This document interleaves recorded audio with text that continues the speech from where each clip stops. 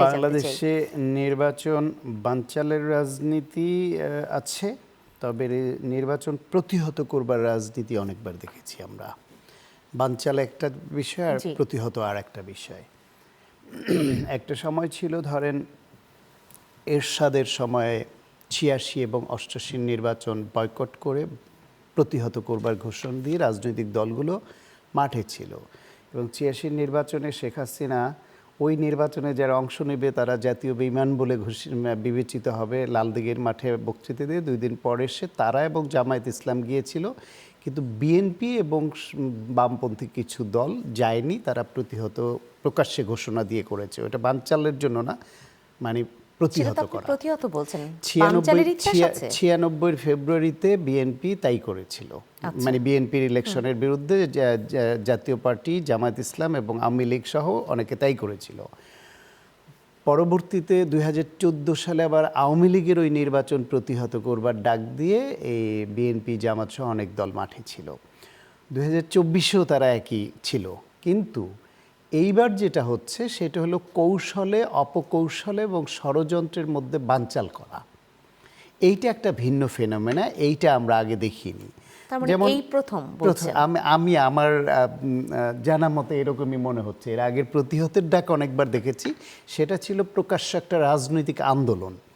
কিন্তু এবার প্রকাশ্য কোনো রাজনৈতিক আন্দোলন নেই। আওয়ামী লীগের কার্যক্রম নিষিদ্ধ, তারা মাঠে নেই, তারা এই নির্বাচন বিষয়ে কিছু বলছে না যে এই নির্বাচন আমাদের ছাড়া হতে দিব না, যেটা প্রতিহত করবার ঘোষণার সময় প্রকাশ্যে বলতো। ফলে এইবার যেটা আছে, ষড়যন্ত্র এবং অপকৌশলের মাধ্যমে বা মানুষ খুন করে মানে একটা অ্যানার্কিক সিচুয়েশন তৈরি করে নির্বাচন বানচাল করা যায় কি না, এই চেষ্টাটা পতিত ফ্যাসিবাদী গোষ্ঠীর মধ্যে থাকাটা অস্বাভাবিক না।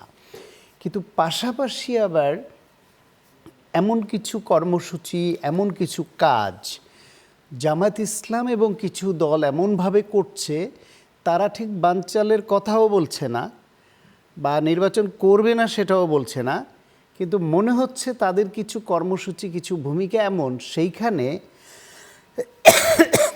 সেইখানে পতিত স্বৈরাচার গোষ্ঠী সুযোগটা নিতে পারে বানচালের। ফলে এই দুইটা আবার কখনো কখনো মনে হয় মিলে যাচ্ছে। যেমন ধরেন এই যে হাদি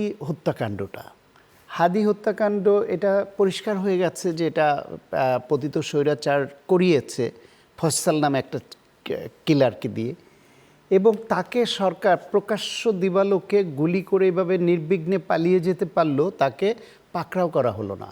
তার তো মোবাইল ছিল, তার বন্ধু বান্ধব, আত্মীয় স্বজন অথবা যেভাবে সে পার পেয়েছে, কোনো না কোনোভাবে তো ইনফরমেশন তার নিতে হয়েছে এবং দিতে হয়েছে, না হলে সে বর্ডার ক্রস করে ওই পারে গেল কি করে, অথবা পালিয়ে গেল কি করে। পুলিশ, গোয়েন্দা সেটাও কনফার্ম না, কিন্তু ধারণা করা হচ্ছে, কারণ অনেকে বলছে দেশের মধ্যে থাকলে ধরে দেখান। তাহলে এইরকম একটা বিষয় আছে যে ব্যর্থতা, তাকে ধরতে পারলো না। দ্বিতীয় হলো, যদি এটা হয়ে থাকে শেষ পর্যন্ত সত্য প্রমাণিত হয় যে বর্ডার ক্রস করে চলে গেছে, বাংলাদেশে এই আওয়ামী লীগের অনেক নেতা, অনেক গুন্ডা, খুনি, লুটেরা এইভাবে এই 5 আগস্টের পরে এইভাবে বর্ডার ক্রস করে করে অবৈধভাবে ইন্ডিয়ায় অনুপ্রবেশ করেছে। তাদের কাউকে ইন্ডিয়ায় গ্রেফতারও করতে দেখলাম না, গুলি করতেও দেখলাম না, কাঁটাতারে ঝুলে থাকতেও দেখলাম না। এইখানে ইন্ডিয়ার কিন্তু অবৈধ অনুপ্রবেশের ব্যাপার নাই। তাহলে এই খুনিও চলে যাচ্ছে। সেইখানেও আমাদের অনেকের ধারণা যে গোয়েন্দা সংস্থার কোনো অংশের সহযোগিতা ছাড়া এটা সম্ভব না। কিন্তু ওই খুনটা, গুলিটা হবার পরপরই ডাকসুর ভিপি সাদেক কায়েম 15 মিনিটের মধ্যে ফেসবুকে যে স্ট্যাটাসটা দিল, এইটা কেমন যেন আমাদের মনে হয়েছে যে বিএনপিকে বা মির্জা আব্বাসকে দোষারোপ করে ঘটনাটা ভিন্ন খাতে নেওয়ার একটা বিষয়। ইভেন জামায়াতের আমির যে স্ট্যাটাস দিয়েছিলেন, সেইটাও এইরকম মনে হয়েছে রাজনৈতিক দোষারোপ বা বিএনপিকে ইঙ্গিত করে, টার্গেট করে স্ট্যাটাস।